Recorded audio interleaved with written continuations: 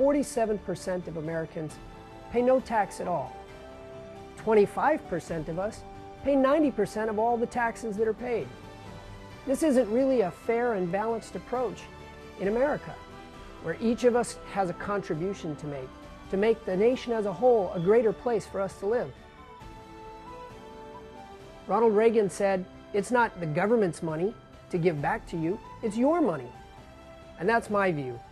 Taxes are our money to begin with, and tax refunds should go to people paying taxes, not to people who didn't pay any taxes at all.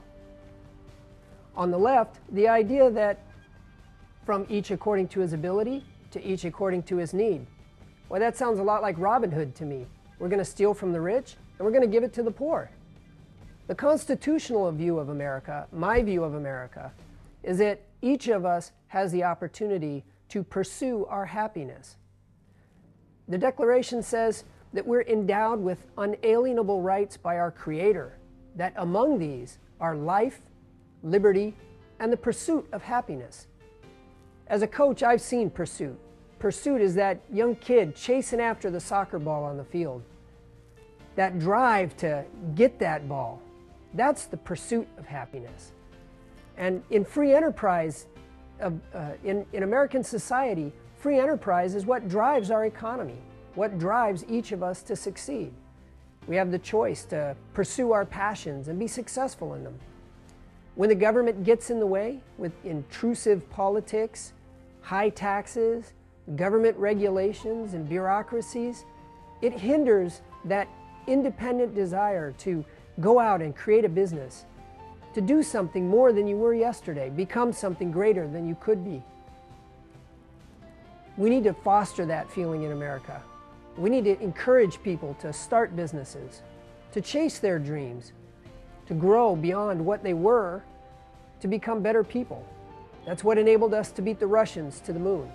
That's what's going to enable us to stand tall in a global economy as China and India and South America step up to the plate and challenge us in the international market. Education is critical to bringing our children into a 21st century world, preparing them to compete in a global economy. But how can they compete when local school boards are handcuffed by federal regulations and no funding comes with these requirements? Did you know that 30% of your local school budget is earmarked and the local school boards have no authority to touch it? Creates a lot of problems. We've seen quite an impassioned debate over health care over the last year and a half. The American people spoke loud and clear. Just the House of Representatives wasn't listening. They told them, "We don't like this bill." Our congressman stood up and passed the bill on a margin of just 3 votes. Wouldn't it have been a better thing for our congressmen to take the time to get this right? We can fix health care in this country without abandoning our free market principles. If we had taken away the government obstacle of preventing insurance companies from doing business across state lines, overnight, thousands of companies can compete for jobs, can compete for business, can compete for better programs.